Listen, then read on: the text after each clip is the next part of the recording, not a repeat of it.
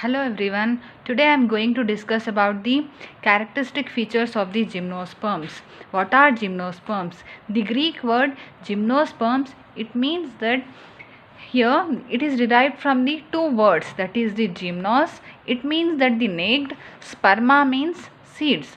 So these are the plants. Here the seeds are not enclosed in the ovary or the fruit. Generally the seeds are enclosed in the ovary and the fruit, but here these plants, these are known as the naked seeded plants means here there are the seeds which are not enclosed in the ovary or the fruit. Coming to the habitat where these plants are found, generally these plants are found in the desert and water deficient conditions, but apart from that some of these plants are found in the temperate as well as subarctic region also. Then coming to the root system, here in these plants root system is taproot. Here taproot means the root is developed from the radical part of the embryo, and here a specific structure, that is the mycorrhizal association, is seen in the pinus. Pinus is a type of gymnosperm. In this mycorrhizal association is seen. What is mycorrhizal association? Here inside the roots of the pinus plant there is some fungal members are found. So there is the association between the fungal members and the roots.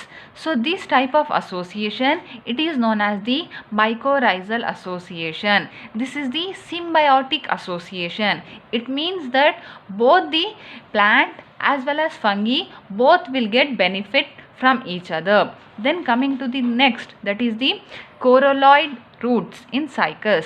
Here coralloid roots means in the cycas plant, cycas which is a gymnosperm, in this the coralloid roots are seen. It is nothing but a type of the roots in which the blue green algae like nostoc and anabina is found. Here what is the function of this blue green algae? Here it will fixes the atmospheric nitrogen and it provides to the plant.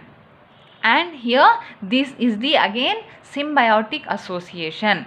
Then coming to the structure or the anatomy, here the vascular bundles are exarch. Exarch means here protoxylem.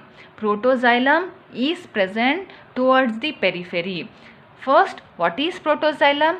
Protoxylem are the xylem elements which are formed first formed xylem elements are known as the protoxylem. Then later formed xylem elements, these are known as the metaxylem. So here in exarch condition, protoxylem is found towards the periphery and the metaxylem is found towards the center of the stele. Okay, this condition is known as the exarch condition. Exarch condition is seen in the roots. Then here the vascular bundles are diarch to polyarch. Diarch means two vascular bundles. Okay, it may be either 2, 3, 4, 5 till many. So minimum it will be 2 or the maximum many vascular bundles are found in the root. Then here the plant body is sporophyte. Here the plant body, it is known as the sporophyte and which is diploid, having the two sets of the chromosomes. This condition is known as the diploid condition. Then the stem, the structure of the stem is, it is erect. Erect means it is straight in position. Aerial means that is above the ground. It may be the either branched or unbranched structure. Then coming to the vascular bundles, here vascular bundle means the xylem and phloem is known as the vascular tissues. Here these tissues are found as a bundle. So here how these are? These are the conjoint. Conjoint means xylem and phloem are found on the same radius. Then collateral. Collateral means here xylem is found towards the center and the phloem is found towards the periphery. Then endark condition. Endark means here protoxylem, it is found towards the center and metaxylem is found towards the periphery. It is exactly opposite to the exarch condition. Endark condition is seen in the stem, whereas the exarch condition, it is seen in the root. Then coming to the open. Here, if cambium tissue is found in between the xylem and phloem, that condition is known as the open condition. Here, what is the use of cambium tissue? It helps for the secondary growth. Here, what is the purpose of secondary growth? It is to increase the girth, or you may call as the width of the plant body. Then eustele. Eustele means here it is arranged. Here the vascular bundles are arranged, compactly arranged. That is the eustele, that is the conjoint collateral open. And here this is the advanced type of stele. Then coming to the secondary growth. Here secondary growth is present. Here by this secondary growth only the stem will increases its width, or you may call it as a girth. Okay, as a result of the secondary growth there is the development of the annual rings.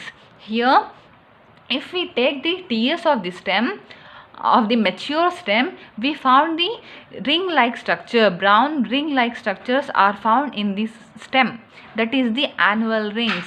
These rings are developed after completion of the each year. So by counting the number of these particular rings, we can determine the age of the plant.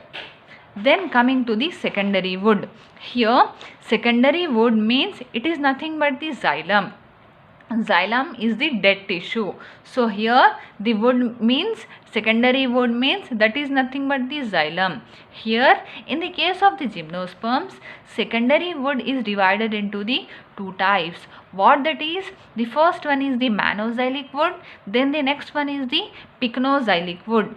What is monoxylic wood? Here in the monoxylic wood there are the thin walled tracheids.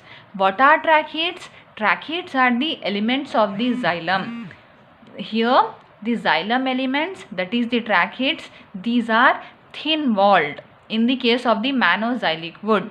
And here how the wood is, the structure of wood is, it is soft and porous. Okay, then here it is less valuable because this is porous, means having the small pores, nothing but the small pores are there, so the wood is less valuable.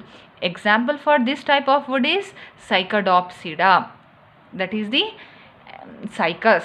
Then coming to the pycnoxylic wood. Here this type of wood, it contains the thick walled tracheids. Here the tracheids, which are the xylem members, are having the thick or the strong walls. And here how the structure of wood is,